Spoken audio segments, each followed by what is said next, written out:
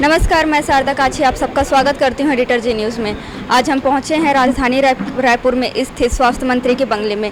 यहाँ स्वास्थ्य कर्मचारी का लोग आए हुए हैं। चलिए जानते हैं क्या उनकी मांगे यहाँ तूता धरना स्थल पे तो पूरी नहीं हुई, तो क्या उनकी मांगे यहाँ पूरी हो पाएगी या नहीं। स्वास्थ्य मंत्री से इनकी क्या बातचीत हुई, चलिए इन्हीं से जानते हैं। तो सर, आप बताएंगे कि आज आप स्वास्थ्य मंत्री के बंगले आए हैं, तो यहाँ स्वास्थ्य मंत्री जी ने आपसे क्या कुछ कहा? क्या आपके हड़ताल को लेकर उन्होंने कुछ आश्वासन दिया? हड़ताल को लेकर कोई आश्वासन नहीं है और बिल्कुल एक प्रकार का कहें कि औपचारिक चर्चाएं हैं। मांगों के संबंध में कोई निराकरण नहीं हुई है और मंत्री जी ने ये कहा कि मुख्यमंत्री जी के ऊपर निर्भर है कि क्या मांगों पर निराकरण लेंगे। और मंत्री जी का कहना है कि हमने जो है प्रस्ताव भेज दिया है, लेकिन जैसी खबर हमको आ रही है कि माननीय मुख्यमंत्री जी के पास हमारी कोई प्रस्ताव नहीं पहुंची है। तो कहीं न कहीं विभाग का बीच में जो है बहुत बड़ा पेच फंसा हुआ है कि हमारी जो बातें हैं माननीय मुख्यमंत्री जी तक पहुंच नहीं पा रही है। और अन्यथा मुझे नहीं लगता कि इतनी छोटी बजट को माननीय मुख्यमंत्री जी, जो भूपेश है तो भरोसा है, इतना बड़ा टैग लेकर जो है पूरे प्रदेश में एक चिरस्मरणीय प्रख्यात उन्होंने जो है स्थापित किया है।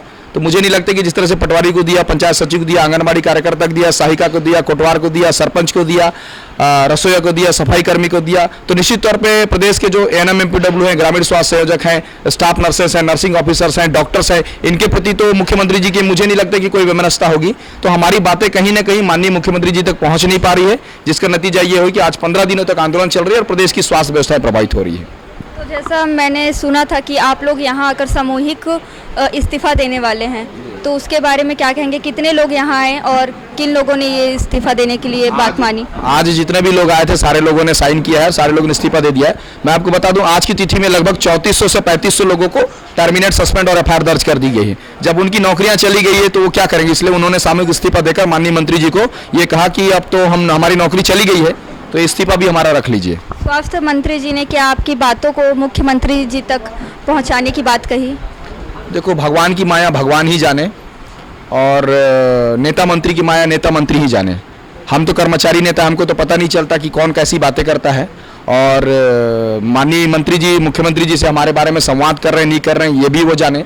आज 15वें दिन की हड़ताल चल रही है और कहीं ना कहीं संवादहीनता के कारण या हमारी बातों की सही तरीके से पेशकश मुख्यमंत्री जी के पास नहीं होने के कारण ये स्थिति आ रही है कि आंदोलन चली आ रही है। अन्यथा मुझे नहीं लगता कि इतना जल्दी इतना लंबा हड़ताल होना चाहिए, क्योंकि 1 अगस्त को हमने जो है भेंट कर माननीय स्वास्थ्य मंत्री जी को अल्टीमेटम दिया था और मुझे नहीं लगता कि इतना दिन लगना चाहिए इन चीज़ों करने में।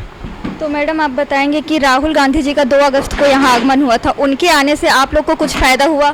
आप लोग उनसे मिलने जाने वाले थे, तो उन्होंने क्या आप लोगों की बात सुनी? नहीं, जाते रहे थे हम लोग, लेकिन रास्ते से ही हमको खदेड़ दिया गया है ना। तो उससे कोई मुलाकात नहीं हुई, कोई भेंट नहीं हुई, कुछ नहीं हुआ।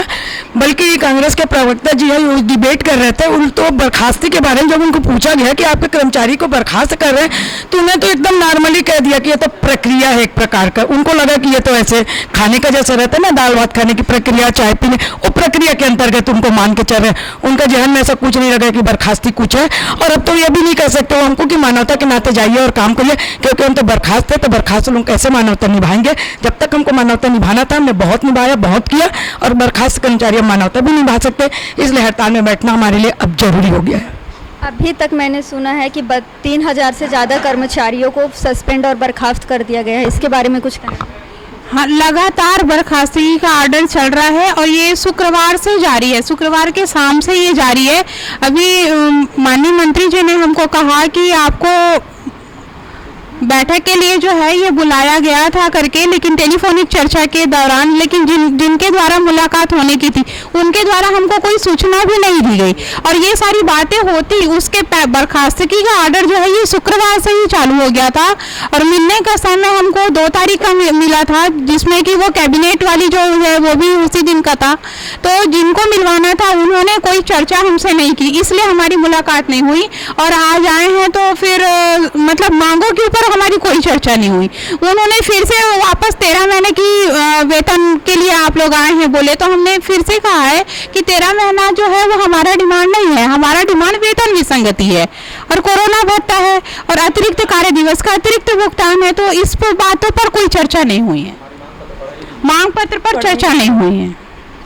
तो देखा आपने, इन लोगों का अभी भी कहना है कि इन लोगों की मांगे स्वास्थ्य मंत्री जी ने अभी तक नहीं सुनी है। अब देखना होगा कि स्वास्थ्य कर्मचारी आगे क्या कदम उठाते हैं, अपना हड़ताल जारी रखते हैं या फिर सरकार जो इनके खिलाफ बर्खास्तगी और सस्पेंशन का ऑर्डर दे रही है, इससे ये अपना हड़ताल यहीं रोक देते हैं। तब तक के लिए बने रहें एडिटर जी न्यूज़ के साथ। मैं शारदा काछी, कैमरा पर्सन अजहर के साथ, रायपुर।